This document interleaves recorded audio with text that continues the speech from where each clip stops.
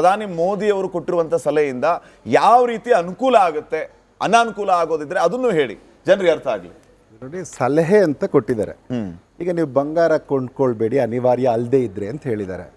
ಅನಿವಾರ್ಯ ಇದ್ರೆ ತಗೊಳ್ತಾರೆ. ಈಗ ನೋಡಿ, ಈಗ ನಾವು 700ರಿಂದ 1000 ಟನ್ ತಗೊಳ್ತಾ ಇದ್ದೀವಿ. 1000 ಟನ್ ಅಷ್ಟು ನಾವೇನು ಆಮದು ಮಾಡ್ಕೊಳ್ತಾ ಇದ್ದೀವಿ. ಹೆಚ್ಚು ಕಮ್ಮಿ 72 ಬಿಲಿಯನ್ ಇದೆ. ಅದರಲ್ಲಿ ನಮಗೆ 50 ಬಿಲಿಯನ್ ಕಡಿಮೆ ಆದ್ರೇನು ಭಾರತಕ್ಕೆ ಅನುಕೂಲ ಆಗುತ್ತೆ. ಎಲ್ಲರೂ ಫಾಲೋ ಮಾಡ್ತಾರೆ ಅಂತ ಅಲ್ಲ.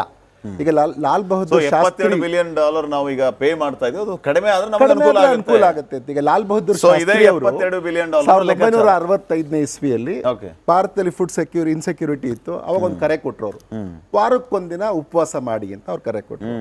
ನಾನೇ ಗಮನಿಸಿದಂಗೆ ಒಂದು 10 ವರ್ಷದಿಂದ ಅನೇಕ ಹಿರಿಯರು ಹೇಳ್ತಾ ಇದ್ರು. ಅವಾಗೂ ಒಂದ್ ನಿಮಿಷ ವೆಯ್ಟ್ ಮಾಡಿ, 1965 ಅಲ್ಲಿ ಅವ್ರು ಕರೆ ಕೊಟ್ಟಿದ್ರು. ಕೆಲವರು ಫಾಲೋ ಮಾಡಿದ್ರು, ಸಮಯ ಕೊಡ್ತೀನಿ ಪ್ಲೀಸ್. ಅವರು ಫಾಲೋ ಮಾಡಿದ್ದಾರೆ ಕೆಲವರು. ಸಮಯದ ಅಭಾವ, ಅದರಿಂದ ಒಂದಷ್ಟು ಅನುಕೂಲನೂ ದೇಶಕ್ಕೆ ಅವತ್ತಿನ ದಿನ ಆಗಿತ್ತು. ಇವತ್ತೊಂದು ಕರೆ ಕೊಟ್ಟಿದ್ದಾರೆ. ಇದರಲ್ಲಿ ಈವನ್ 40% ಜನ ಫಾಲೋ ಮಾಡಿದ್ರೇನು ಅದರಿಂದ ಭಾರತಕ್ಕೆ ಅನುಕೂಲ ಆಗುತ್ತೆ. ಈಗ ಲಾಸ್ಟ್ ಇಯರ್ ನೋಡಿ, ನಮ್ದು ಎಕ್ಸ್ಪೋರ್ಟ್ಸ್ 441.18 ಬಿಲಿಯನ್ ಇತ್ತು, ಆಯ್ತಾ. ನಮ್ದು ಇಂಪೋರ್ಟ್ಸ್ $775 ಬಿಲಿಯನ್ ತಲುಪ್ತು. ಅಂದ್ರೆ ಡೆಫಿಸಿಟ್ 333 ಬಿಲಿಯನ್. ಇದರಲ್ಲಿ ಸ್ವಲ್ಪ ಕಡಿಮೆ ಆಗುವ ಸಾಧ್ಯತೆ ಇರುತ್ತೆ. ಇದನ್ನ ಫಾಲೋ ಮಾಡಿ. ಹಂಗಂತ ಎಲ್ಲರೂ ನೀವು ಯಾರು ಉಪಯೋಗಿಸ್ಬೇಡಿ, ಕಾರ್ ಉಪಯೋಗಿಸ್ಕೋಬೇಡಿ, ಕ್ಯಾಬ್ ಉಪಯೋಗಿಸ್ಬೇಡಿ, ಈ ತರದ್ದಲ್ಲ. ಅಲ್ಲಿ ಅರ್ಥ ಮಾಡ್ಕೋಬೇಕು, ಎಲ್ಲೆಲ್ಲಿ ಸಾಧ್ಯ ಇದೆ, ನಗರ ಪ್ರದೇಶದಲ್ಲಿ ಎಲ್ಲಿ ಸಾಧ್ಯ ಇದೆ ಅಲ್ಲಿ ಉಪಯೋಗಿಸಿ ಅನ್ನುವಂಥದ್ದು ಹೇಳಿದ್ದಾರೆ. ಹಾಗೇನೆ ಪಬ್ಲಿಕ್ ಟ್ರಾನ್ಸ್ಪೋರ್ಟು ಚೆನ್ನಾಗಿರ್ಬೇಕು. ಎಗೈನ್ ಅವ್ರು ಮಾತಾಡುವಾಗ ಅವ್ರು ಹೇಳಿರೋದೇನು, ಎಲ್ಲೆಲ್ಲಿ ಸಾಧ್ಯತೆ ಇದೆ. ಈ ಪಬ್ಲಿಕ್ ಟ್ರಾನ್ಸ್ಪೋರ್ಟ್ ಕೆಲವು ಊರಲ್ಲಿ ಚೆನ್ನಾಗಿಲ್ಲ ಅಂದ್ರೆ ಉಪಯೋಗಿಸಕ್ಕಾಗಲ್ಲ. ಇದು ಇರೋ ಕಡೆ ಉಪಯೋಗಿಸಿ ಅಂದ್ರೆ ಏನ್ ತಪ್ಪಿದೆ? ಈಗ ನಾವು ಎಲ್ಲವನ್ನ ನಾನು ಹೇಳೋದೇನು ಗೊತ್ತಾ, ಅವರು ಇದು ಸಜೆಷನ್ ಅಂತ ಕೊಟ್ಟಿದ್ದಾರೆ, ಇದನ್ನ ಮಾಡಿ. ಈಗ ಡಿಮಾನಿಟೇಷನ್ ಟೈಮಲ್ಲಿ ಏನಾಯ್ತು, 8 ಗಂಟೆ ಏನಂದ್ರೆ ಇದು ಇರಲ್ಲ ಅಂತ ಹೇಳೋದು ಬೇರೆ. ಇದು ಸಲಹೆ ಅಂತ ಕೊಡ್ತೀನಿ ಭಾರತ ದೇಶಕ್ಕೆ, ಇದನ್ನ ಭಾರತದ ಜನರಿಗೆ ಬಿಡ್ತೀನಿ ಅನ್ನುವಂತ ಮಾತನ್ನ ಅಲ್ಲಿ ಹೇಳುವಾಗ ನನಗೆ ಇದರಲ್ಲಿ ಏನು ತಪ್ಪು ಕಾಣಿಸ್ತಾ ಇಲ್ಲ. ಆಮೇಲೆ 10 ಸೆಕೆಂಡ್ ಸರ್, ಒಂದೆರಡು ವಾಟ್ಸ್ಆಪ್ ಮೆಸೇಜ್ ಬಂದಿದೆ, ಅದನ್ನ ನೋಡ್ಬೇಡ, ವಾಪಸ್ ನಿಮ್ಮ ಹತ್ರ ನಾನು ಬರ್ತೀನಿ.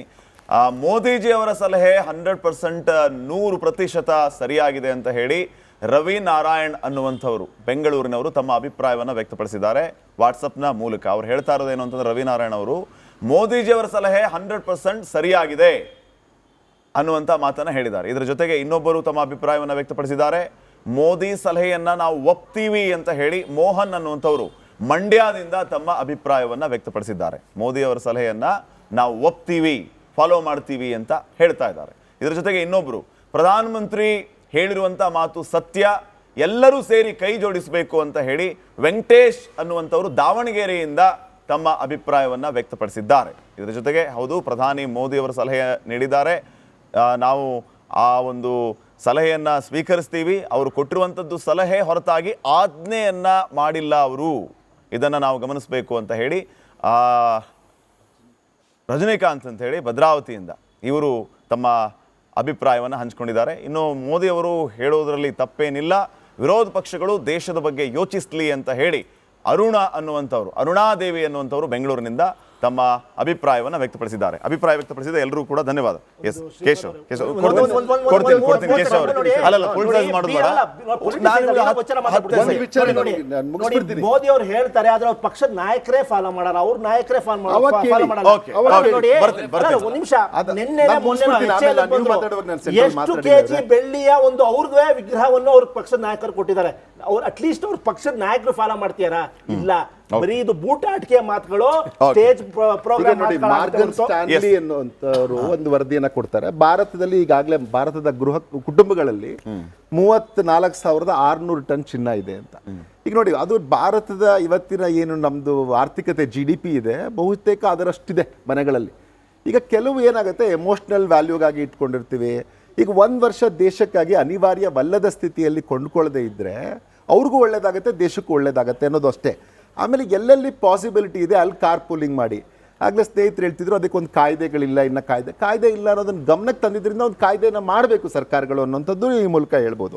ಹಾಗೇನೇ ಇಲ್ಲೇನು ಅಂತಂದರೆ, ಪಾಸಿಬಿಲಿಟಿ ಇದ್ದರೆ ಮಾಡಿ. ಎಲ್ಲೆಲ್ಲಿ ಪಬ್ಲಿಕ್ ಟ್ರಾನ್ಸ್ಪೋರ್ಟ್, ಈಗ ಫರ್ಟಿಲೈಸರ್ ಬಗ್ಗೆನೂ ಒಂದು ಮಾತು ಹೇಳಿದ್ದಾರೆ. ಸಾಧ್ಯ ಆದರೆ ಕೆಮಿಕಲ್ ಫರ್ಟಿಲೈಸರ್ಸ್ನ ಯೂಸ್ ಮಾಡೋದನ್ನು ಕಮ್ಮಿ ಮಾಡಿ ಅಂತ 50% ನಮ್ದು ಗುರಿ ಇಡಬೇಕು ಅಂತ. ನಮ್ಮಲ್ಲಿ ಈಗೇನು ತುಂಬ ಡಿಫಿಷಿಯನ್ಸಿ ಇದೆಯಾ? ತುಂಬ ಡಿಫಿಷಿಯನ್ಸಿ ಏನಿಲ್ಲ. 98 ಮೆಟ್ರಿಕ್ ಟನ್ಸ್ ಅಷ್ಟು 98 ಲಕ್ಷ ಮೆಟ್ರಿಕ್ ಟನ್ಸ್ ಅಷ್ಟು ಮಾತ್ರ ನಾವು ಹೊರದೇಶನ ತರಿಸ್ತಾ ಇದ್ದೀವಿ. ಅಂದರೆ ಹೆಚ್ಚು ಕಮ್ಮಿ ನಾವು 601 ಲಕ್ಷ ಮೆಟ್ರಿಕ್ ಟನ್ ನಮಗೆ ಬೇಕು ಫರ್ಟಿಲೈಸರ್ಸು. ಅದರಲ್ಲಿ 503 ಲಕ್ಷ ಮೆಟ್ರಿಕ್ ಟನ್ಸ್ ಅಷ್ಟು ನಾವು ಸ್ವದೇಶದಲ್ಲೇ ತಯಾರಿಸ್ತೀವಿ.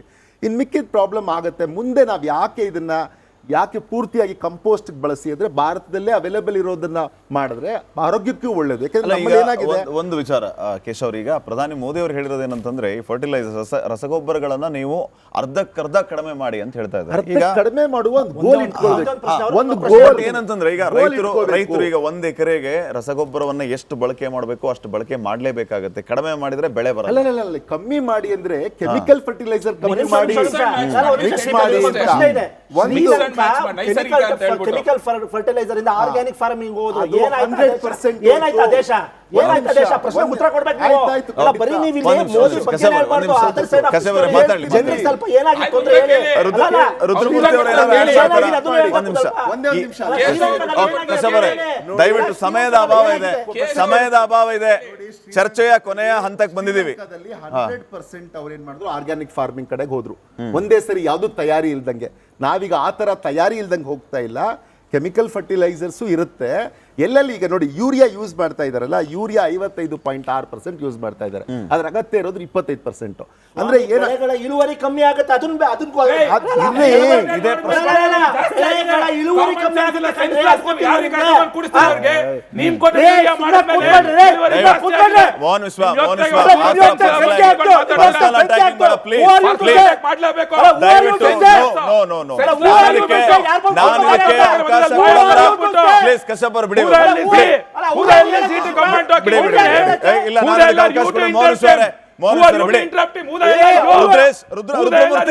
ರುದ್ರಮೂರ್ತಿ ಅವರೇ ಕೇಶವ್ ಅವರು ಹೇಳ್ತಾ ಇದ್ದ ವಿಚಾರಕ್ಕೆ ಪ್ಲೀಸ್ ದಯವಿಟ್ಟು ಪರ್ಸನಲ್ ಅಟ್ಯಾಕಿಂಗ್ ಮಾಡ. ಕಶ್ಯಪ್ ಅವರೇ ದಯವಿಟ್ಟು ಪರ್ಸನಲ್ ಅಟ್ಯಾಕ್ ಬೇಡ. ನಾವು ಅವಕಾಶ ಕೊಡಲ್ಲ. ಪ್ಲೀಸ್ ನೋ ನಾವು ಅವಕಾಶ ಕೊಡಲ್ಲ. ನಾನು ಮೋಹನ್ ವಿಶ್ವ ಅವ್ರಿಗೆ ಹೇಳ್ತಾ ಇದ್ದೀನಿ ಪ್ಲೀಸ್. ಪ್ರಧಾನಿ ಮೋದಿ ಅವರು ಕೊಟ್ಟಿರುವಂತ ಸಲಹೆಯಿಂದ ಯಾವ ರೀತಿ ಅನುಕೂಲ ಆಗುತ್ತೆ, ಅನಾನುಕೂಲ ಆಗೋದಿದ್ರೆ ಅದನ್ನು ಹೇಳಿ, ಜನರಿಗೆ ಅರ್ಥ ಆಗ್ಲಿ. ನೋಡಿ, ಸಲಹೆ ಅಂತ ಕೊಟ್ಟಿದ್ದಾರೆ. ಈಗ ನೀವು ಬಂಗಾರ ಕೊಂಡ್ಕೊಳ್ಬೇಡಿ ಅನಿವಾರ್ಯ ಅಲ್ಲದೆ ಇದ್ರೆ ಅಂತ ಹೇಳಿದ್ದಾರೆ. ಅನಿವಾರ್ಯ ಇದ್ರೆ ತಗೊಳ್ತಾರೆ. ಈಗ ನೋಡಿ, ಈಗ ನಾವು 700ರಿಂದ 1000 ಟನ್ ತಗೊಳ್ತಾ ಇದೀವಿ. 1000 ಟನ್ ಅಷ್ಟು ನಾವೇನು ಆಮದು ಮಾಡ್ಕೊಳ್ತಾ ಇದ್ದೀವಿ. ಹೆಚ್ಚು ಕಮ್ಮಿ 72 ಬಿಲಿಯನ್ ಇದೆ. ಅದರಲ್ಲಿ ನಮಗೆ 50 ಬಿಲಿಯನ್ ಕಡಿಮೆ ಆದ್ರೇನು ಭಾರತಕ್ಕೆ ಅನುಕೂಲ ಆಗುತ್ತೆ. ಎಲ್ಲರೂ ಫಾಲೋ ಮಾಡ್ತಾರೆ ಅಂತ ಅಲ್ಲ. ಈಗ ಲಾಲ್ ಬಹದ್ದೂರ್ ಶಾಸ್ತ್ರಿ $72 ಬಿಲಿಯನ್ ನಾವು ಈಗ ಪೇ ಮಾಡ್ತಾ ಇದೀವಿ. ಅದು ಕಡಿಮೆ ಆದ್ರೆ ಅನುಕೂಲ ಆಗುತ್ತೆ. ಈಗ ಲಾಲ್ ಬಹದ್ದೂರ್ ಶಾಸ್ತ್ರಿ ಅವರು $1965 ಇಸ್ವಿಯಲ್ಲಿ ಭಾರತದಲ್ಲಿ ಫುಡ್ ಇನ್ಸೆಕ್ಯೂರಿಟಿ ಇತ್ತು. ಅವಾಗ ಒಂದು ಕರೆ ಕೊಟ್ಟರು. ಅವರು ವಾರಕ್ಕೊಂದಿನ ಉಪವಾಸ ಮಾಡಿ ಅಂತ ಅವ್ರು ಕರೆ ಕೊಟ್ಟರು. ನಾನೇ ಗಮನಿಸಿದಂಗೆ ಒಂದು 10 ವರ್ಷದಿಂದ ಅನೇಕ ಹಿರಿಯರು ಹೇಳ್ತಾ ಇದ್ರು. ಅವಾಗೂ ಒಂದ್ ನಿಮಿಷ ವೆಯ್ಟ್ ಮಾಡಿ. 1 ನಿಮಿಷ ಪ್ಲೀಸ್.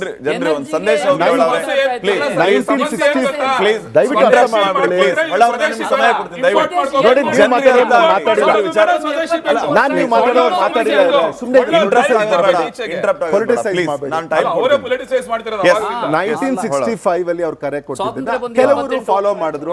ಸಮಯ ಕೊಡ್ತೀನಿ ಪ್ಲೀಸ್. ಅವರು ಫಾಲೋ ಮಾಡಿದ್ದಾರೆ ಕೆಲವರು. ಸಮಯದ ಅಭಾವ, ಅದರಿಂದ ಒಂದಷ್ಟು ಅನುಕೂಲನೂ ದೇಶಕ್ಕೆ ಅವತ್ತಿನ ದಿನ ಆಗಿತ್ತು. ಇವತ್ತೊಂದು ಕರೆ ಕೊಟ್ಟಿದ್ದಾರೆ. ಇದರಲ್ಲಿ ಈವನ್ 40% ಜನ ಫಾಲೋ ಮಾಡಿದ್ರೇನು ಅದರಿಂದ ಭಾರತಕ್ಕೆ ಅನುಕೂಲ ಆಗುತ್ತೆ. ಈಗ ಲಾಸ್ಟ್ ಇಯರ್ ನೋಡಿ, ನಮ್ದು ಎಕ್ಸ್ಪೋರ್ಟ್ಸ್ $441.18 ಬಿಲಿಯನ್ ಇತ್ತು. ಆಯ್ತಾ? ನಮ್ದು ಇಂಪೋರ್ಟ್ಸ್ $775 ಬಿಲಿಯನ್ ತಲುಪ್ತು. ಅಂದ್ರೆ ಡೆಫಿಸಿಟ್ $333 ಬಿಲಿಯನ್. ಇದರಲ್ಲಿ ಸ್ವಲ್ಪ ಕಡಿಮೆ ಆಗುವ ಸಾಧ್ಯತೆ ಇರುತ್ತೆ. ಇದನ್ನ ಫಾಲೋ ಮಾಡಿ. ಹಂಗಂತ ಎಲ್ಲರೂ ನೀವು ಯಾರು ಉಪಯೋಗಿಸ್ಬೇಡಿ, ಕಾರ್ ಉಪಯೋಗಿಸ್ಕೋಬೇಡಿ, ಕ್ಯಾಬ್ ಉಪಯೋಗಿಸ್ಬೇಡಿ, ಈ ತರದ್ದಲ್ಲ. ಅಲ್ಲಿ ಅರ್ಥ ಮಾಡ್ಕೋಬೇಕು. ಎಲ್ಲೆಲ್ಲಿ ಸಾಧ್ಯ ಇದೆ, ನಗರ ಪ್ರದೇಶದಲ್ಲಿ ಎಲ್ಲಿ ಸಾಧ್ಯ ಇದೆ ಅಲ್ಲಿ ಉಪಯೋಗಿಸಿ ಅನ್ನುವಂಥದ್ದು ಹೇಳಿದ್ದಾರೆ. ಹಾಗೇನೆ ಪಬ್ಲಿಕ್ ಟ್ರಾನ್ಸ್ಪೋರ್ಟು ಚೆನ್ನಾಗಿರ್ಬೇಕು. ಎಗೈನ್ ಅವ್ರು ಮಾತಾಡುವಾಗ ಅವ್ರು ಹೇಳಿರೋದೇನು, ಎಲ್ಲೆಲ್ಲಿ ಸಾಧ್ಯತೆ ಇದೆ. ಈ ಪಬ್ಲಿಕ್ ಟ್ರಾನ್ಸ್ಪೋರ್ಟ್ ಕೆಲವು ಊರಲ್ಲಿ ಚೆನ್ನಾಗಿಲ್ಲ ಅಂದ್ರೆ ಉಪಯೋಗಿಸಕ್ಕಾಗಲ್ಲ. ಇದು ಇರೋ ಕಡೆ ಉಪಯೋಗಿಸಿ ಅಂದ್ರೆ ಏನ್ ತಪ್ಪಿದೆ? ಈಗ ನಾವು ಎಲ್ಲವನ್ನ ನಾನು ಹೇಳೋದೇನು ಗೊತ್ತಾ, ಅವರು ಇದು ಸಜೆಷನ್ ಅಂತ ಕೊಟ್ಟಿದ್ದಾರೆ. ಇದನ್ನ ಮಾಡಿ ಈಗ ಡಿಮಾನಿಟೇಷನ್ ಟೈಮಲ್ಲಿ ಏನಾಯ್ತು, 8 ಗಂಟೆ ಏನಂದ್ರೆ ಇದು ಇರಲ್ಲ ಅಂತ ಹೇಳೋದು ಬೇರೆ. ಇದು ಸಲಹೆ ಅಂತ ಕೊಡ್ತೀನಿ ಭಾರತ ದೇಶಕ್ಕೆ. ಇದನ್ನ ಭಾರತದ ಜನರಿಗೆ ಬಿಡ್ತೀನಿ ಅನ್ನುವಂಥ ಮಾತನ್ನ ಅಲ್ಲಿ ಹೇಳುವಾಗ ನನಗೆ ಇದರಲ್ಲಿ ಏನು ತಪ್ಪು ಕಾಣಿಸ್ತಾ ಸರ್ ಇಲ್ಲ. ಆಮೇಲೆ 10 ಸೆಕೆಂಡ್ ಸರ್, ಒಂದೆರಡು ವಾಟ್ಸಪ್ ಮೆಸೇಜ್ ಬಂದಿದೆ, ಅದನ್ನ ನೋಡ್ಬೇಡ, ವಾಪಸ್ ನಿಮ್ಮ ಹತ್ರ ನಾನು ಬರ್ತೀನಿ. ಮೋದಿಜಿ ಅವರ ಸಲಹೆ 100% 100% ಸರಿಯಾಗಿದೆ ಅಂತ ಹೇಳಿ ರವಿ ನಾರಾಯಣ್ ಅನ್ನುವಂಥವ್ರು ಬೆಂಗಳೂರಿನವರು ತಮ್ಮ ಅಭಿಪ್ರಾಯವನ್ನು ವ್ಯಕ್ತಪಡಿಸಿದ್ದಾರೆ ವಾಟ್ಸಪ್ನ ಮೂಲಕ. ಅವ್ರು ಹೇಳ್ತಾ ಇರೋದೇನು ಅಂತಂದ್ರೆ, ರವಿ ನಾರಾಯಣ್ ಅವರು ಮೋದಿಜಿ ಅವರ ಸಲಹೆ 100% ಸರಿಯಾಗಿದೆ ಅನ್ನುವಂಥ ಮಾತನ್ನ ಹೇಳಿದ್ದಾರೆ. ಇದರ ಜೊತೆಗೆ ಇನ್ನೊಬ್ಬರು ತಮ್ಮ ಅಭಿಪ್ರಾಯವನ್ನು ವ್ಯಕ್ತಪಡಿಸಿದ್ದಾರೆ. ಮೋದಿ ಸಲಹೆಯನ್ನ ನಾವು ಒಪ್ತೀವಿ ಅಂತ ಹೇಳಿ ಮೋಹನ್ ಅನ್ನುವಂಥವ್ರು ಮಂಡ್ಯದಿಂದ ತಮ್ಮ ಅಭಿಪ್ರಾಯವನ್ನ ವ್ಯಕ್ತಪಡಿಸಿದ್ದಾರೆ. ಮೋದಿ ಅವರ ಸಲಹೆಯನ್ನ ನಾವು ಒಪ್ತೀವಿ, ಫಾಲೋ ಮಾಡ್ತೀವಿ ಅಂತ ಹೇಳ್ತಾ ಇದ್ದಾರೆ. ಇದರ ಜೊತೆಗೆ ಇನ್ನೊಬ್ರು, ಪ್ರಧಾನಮಂತ್ರಿ ಹೇಳಿರುವಂತ ಮಾತು ಸತ್ಯ, ಎಲ್ಲರೂ ಸೇರಿ ಕೈ ಜೋಡಿಸಬೇಕು ಅಂತ ಹೇಳಿ ವೆಂಕಟೇಶ್ ಅನ್ನುವಂಥವ್ರು ದಾವಣಗೆರೆಯಿಂದ ತಮ್ಮ ಅಭಿಪ್ರಾಯವನ್ನ ವ್ಯಕ್ತಪಡಿಸಿದ್ದಾರೆ. ಇದರ ಜೊತೆಗೆ ಹೌದು, ಪ್ರಧಾನಿ ಮೋದಿ ಅವರ ಸಲಹೆ ನೀಡಿದ್ದಾರೆ, ನಾವು ಆ ಒಂದು ಸಲಹೆಯನ್ನ ಸ್ವೀಕರಿಸ್ತೀವಿ, ಅವರು ಕೊಟ್ಟಿರುವಂಥದ್ದು ಸಲಹೆ ಹೊರತಾಗಿ ಆಜ್ಞೆಯನ್ನ ಮಾಡಿಲ್ಲ ಅವರು, ಇದನ್ನ ನಾವು ಗಮನಿಸಬೇಕು ಅಂತ ಹೇಳಿ ರಜನಿಕಾಂತ್ ಅಂತ ಹೇಳಿ ಭದ್ರಾವತಿಯಿಂದ ಇವರು ತಮ್ಮ ಅಭಿಪ್ರಾಯವನ್ನು ಹಂಚಿಕೊಂಡಿದ್ದಾರೆ. ಇನ್ನು ಮೋದಿ ಅವರು ಹೇಳೋದರಲ್ಲಿ ತಪ್ಪೇನಿಲ್ಲ, ವಿರೋಧ ಪಕ್ಷಗಳು ದೇಶದ ಬಗ್ಗೆ ಯೋಚಿಸಲಿ ಅಂತ ಹೇಳಿ ಅರುಣಾದೇವಿ ಅನ್ನುವಂಥವ್ರು ಬೆಂಗಳೂರಿನಿಂದ ತಮ್ಮ ಅಭಿಪ್ರಾಯವನ್ನು ವ್ಯಕ್ತಪಡಿಸಿದ್ದಾರೆ. ಅಭಿಪ್ರಾಯ ವ್ಯಕ್ತಪಡಿಸಿದ ಎಲ್ಲರೂ ಕೂಡ ಧನ್ಯವಾದ. ಎಸ್ ಕೇಶವ್ ಕೊಡ್ತೀನಿ ಕೇಶವ್ ಅವರು. ಅಲ್ಲ ಪೊಲಿಟಿಸೈಸ್ ಮಾಡೋದು ಬೇಡ. ಮೋದಿ ಅವರು ಹೇಳ್ತಾರೆ, ಆದ್ರೆ ಅವ್ರ ಪಕ್ಷದ ನಾಯಕರೇ ಫಾಲೋ ಮಾಡಲ್ಲ, ಅವ್ರ ನಾಯಕರೇ ಫಾಲೋ ಮಾಡಲ್ಲ. ಒಂದು ನಿಮಿಷ, ಎಷ್ಟು ಕೆಜಿ ಬೆಳ್ಳಿಯ ಒಂದು ಅವ್ರದೇ ವಿಗ್ರಹವನ್ನು ಅವ್ರ ಪಕ್ಷದ ನಾಯಕರು ಕೊಟ್ಟಿದ್ದಾರೆ. ಅವ್ರು ಅಟ್ಲೀಸ್ಟ್ ಅವ್ರ ಪಕ್ಷದ ನಾಯಕರು ಫಾಲೋ ಮಾಡ್ತೀರಾ? ಇಲ್ಲ, ಬರೀ ಇದು ಬೂಟಾಟಿಕೆ ಮಾತುಗಳು, ಸ್ಟೇಜ್ ಪ್ರೋಗ್ರಾಮ್. ಮಾರ್ಗನ್ ಸ್ಟ್ಯಾನ್ಲಿ ಅನ್ನುವಂಥವ್ರು ಒಂದು ವರದಿಯನ್ನ ಕೊಡ್ತಾರೆ. ಭಾರತದಲ್ಲಿ ಈಗಾಗಲೇ ಭಾರತದ ಕುಟುಂಬಗಳಲ್ಲಿ 34,600 ಟನ್ ಚಿನ್ನ ಇದೆ ಅಂತ. ಈಗ ನೋಡಿ, ಅದು ಭಾರತದ ಇವತ್ತಿನ ಏನು ನಮ್ದು ಆರ್ಥಿಕತೆ GDP ಇದೆ, ಬಹುತೇಕ ಅದರಷ್ಟಿದೆ ಮನೆಗಳಲ್ಲಿ. ಈಗ ಕೆಲವು ಏನಾಗುತ್ತೆ, ಎಮೋಷನಲ್ ವ್ಯಾಲ್ಯೂಗಾಗಿ ಇಟ್ಕೊಂಡಿರ್ತೀವಿ. ಈಗ 1 ವರ್ಷ ದೇಶಕ್ಕಾಗಿ ಅನಿವಾರ್ಯವಲ್ಲದ ಸ್ಥಿತಿಯಲ್ಲಿ ಕೊಂಡ್ಕೊಳ್ಳದೆ ಇದ್ರೆ ಅವ್ರಿಗೂ ಒಳ್ಳೇದಾಗತ್ತೆ, ದೇಶಕ್ಕೂ ಒಳ್ಳೇದಾಗತ್ತೆ ಅನ್ನೋದು ಅಷ್ಟೇ. ಆಮೇಲೆ ಎಲ್ಲೆಲ್ಲಿ ಪಾಸಿಬಿಲಿಟಿ ಇದೆ ಅಲ್ಲಿ ಕಾರ್ ಪೂಲಿಂಗ್ ಮಾಡಿ. ಆಗಲೇ ಸ್ನೇಹಿತರು ಹೇಳ್ತಿದ್ರು, ಅದಕ್ಕೊಂದು ಕಾಯ್ದೆಗಳಿಲ್ಲ, ಇನ್ನು ಕಾಯ್ದೆ ಇಲ್ಲ ಅನ್ನೋದನ್ನ ಗಮನಕ್ಕೆ ತಂದಿದ್ರಿಂದ ಒಂದು ಕಾಯ್ದೆನ ಮಾಡಬೇಕು ಸರ್ಕಾರಗಳು ಅನ್ನೋಂಥದ್ದು ಈ ಮೂಲಕ ಹೇಳ್ಬೋದು. ಹಾಗೇನೇ ಇಲ್ಲೇನು ಅಂತಂದರೆ, ಪಾಸಿಬಿಲಿಟಿ ಇದ್ದರೆ ಮಾಡಿ. ಎಲ್ಲೆಲ್ಲಿ ಪಬ್ಲಿಕ್ ಟ್ರಾನ್ಸ್ಪೋರ್ಟ್, ಇವಾಗ ಫರ್ಟಿಲೈಸರ್ ಬಗ್ಗೆನೂ ಒಂದು ಮಾತು ಹೇಳಿದ್ದಾರೆ. ಸಾಧ್ಯ ಆದರೆ ಕೆಮಿಕಲ್ ಫರ್ಟಿಲೈಸರ್ಸ್ನ ಯೂಸ್ ಮಾಡೋದನ್ನು ಕಮ್ಮಿ ಮಾಡಿ ಅಂತ, 50% ನಮ್ದು ಗುರಿ ಇಡಬೇಕು ಅಂತ. ನಮ್ಮಲ್ಲಿ ಈಗೇನು ತುಂಬ ಡಿಫಿಷಿಯನ್ಸಿ ಇದೆಯಾ? ತುಂಬ ಡಿಫಿಷಿಯನ್ಸಿ ಏನಿಲ್ಲ. 98 ಮೆಟ್ರಿಕ್ ಟನ್ಸ್ ಅಷ್ಟು, 98 ಲಕ್ಷ ಮೆಟ್ರಿಕ್ ಟನ್ಸ್ ಅಷ್ಟು ಮಾತ್ರ ನಾವು ಹೊರದೇಶನ ತರಿಸ್ತಾ ಇದ್ದೀವಿ. ಅಂದರೆ ಹೆಚ್ಚು ಕಮ್ಮಿ ನಾವು 601 ಲಕ್ಷ ಮೆಟ್ರಿಕ್ ಟನ್ ನಮಗೆ ಬೇಕು ಫರ್ಟಿಲೈಸರ್ಸು. ಅದರಲ್ಲಿ 503 ಲಕ್ಷ ಮೆಟ್ರಿಕ್ ಟನ್ಸ್ ಅಷ್ಟು ನಾವು ಸ್ವದೇಶದಲ್ಲೇ ತಯಾರಿಸ್ತೀವಿ. ಇನ್ನು ಮಿಕ್ಕಿದ ಪ್ರಾಬ್ಲಮ್ ಆಗುತ್ತೆ. ಮುಂದೆ ನಾವು ಯಾಕೆ ಪೂರ್ತಿಯಾಗಿ ಕಂಪೋಸ್ಟ್ ಬಳಸಿ ಅಂದರೆ, ಭಾರತದಲ್ಲೇ ಅವೈಲೇಬಲ್ ಇರೋದನ್ನ ಮಾಡಿದ್ರೆ ಆರೋಗ್ಯಕ್ಕೂ ಒಳ್ಳೇದು. ಯಾಕಂದ್ರೆ ಒಂದು ವಿಚಾರ ಕೇಶವ್, ಈಗ ಪ್ರಧಾನಿ ಮೋದಿ ಅವರು ಹೇಳಿರೋದೇನಂತಂದ್ರೆ, ಈ ಫರ್ಟಿಲೈಸರ್ಸ್ ರಸಗೊಬ್ಬರಗಳನ್ನ ನೀವು ಅರ್ಧಕ್ಕರ್ಧ ಕಡಿಮೆ ಮಾಡಿ ಅಂತ ಹೇಳ್ತಾ ಇದ್ದಾರೆ. ಈಗ ಕಡಿಮೆ ಮಾಡುವ ಒಂದು ಗೋಲ್ ಏನಂತಂದ್ರೆ, ಈಗ ರೈತರು ಈಗ 1 ಎಕರೆಗೆ ರಸಗೊಬ್ಬರವನ್ನ ಎಷ್ಟು ಬಳಕೆ ಮಾಡಬೇಕು ಅಷ್ಟು ಬಳಕೆ ಮಾಡಲೇಬೇಕಾಗುತ್ತೆ. ಕಡಿಮೆ ಮಾಡಿದ್ರೆ ಬೆಳೆ ಬರಲ್ಲ. ಕಮ್ಮಿ ಮಾಡಿ ಅಂದ್ರೆ ಕೆಮಿಕಲ್ ಫರ್ಟಿಲೈಸರ್ ಕಮ್ಮಿ ಮಾಡಿ, ಮಿಕ್ಸ್ ಮಾಡಿ. ಕೆಮಿಕಲ್ ಫರ್ಟಿಲೈಸರ್ ಇಂದ ಆರ್ಗ್ಯಾನಿಕ್ ಫಾರ್ಮಿಂಗ್ ಹೋದ್ರು ಏನಾಯ್ತು ದೇಶ? ಪ್ರಶ್ನೆ ಉತ್ತರ ಕೊಡ್ಬೇಕು ನೀವು. ಬರೀ ನೀವು ಇಲ್ಲಿ ಮೋದಿ ಬಗ್ಗೆ ಹೇಳ್ಬಾರ್ದು, ಅದರ್ ಸೈಡ್ ಜನರಿಗೆ ಸ್ವಲ್ಪ ಏನಾಗಿತ್ತು ಅಂದ್ರೆ ಹೇಳಿ.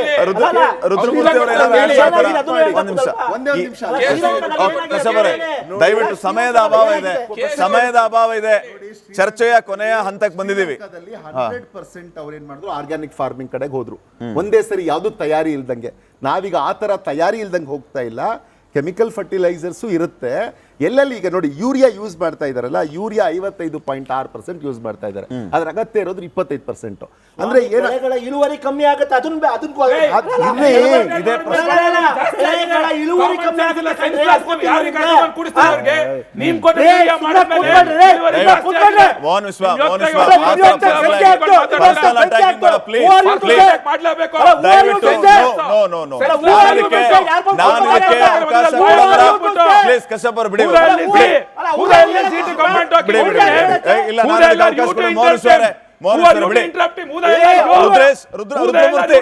ರುದ್ರಮೂರ್ತಿ ಅವರೇ, ಕೇಶವ್ ಅವರು ಹೇಳ್ತಾ ಇದ್ದ ವಿಚಾರಕ್ಕೆ ಪ್ಲೀಸ್ ದಯವಿಟ್ಟು ಪರ್ಸನಲ್ ಅಟ್ಯಾಕಿಂಗ್ ಮಾಡ. ಕಶ್ಯಪ್ ಅವರೇ, ಕಶ್ಯಪ್ ಅವರೇ ದಯವಿಟ್ಟು ಪರ್ಸನಲ್ ಅಟ್ಯಾಕ್ ಬೇಡ. ನಾವು ಅವಕಾಶ ಕೊಡಲ್ಲ. Please please please please no no, ನಾವು ಅವಕಾಶ ಕೊಡಲ್ಲ. ನಾನು ಮೋಹನ್ ವಿಶ್ವ ಅವ್ರಿಗೆ ಹೇಳ್ತಾ ಇದ್ದೀನಿ, ಪ್ಲೀಸ್ ಪ್ಲೀಸ್ ರುದ್ರ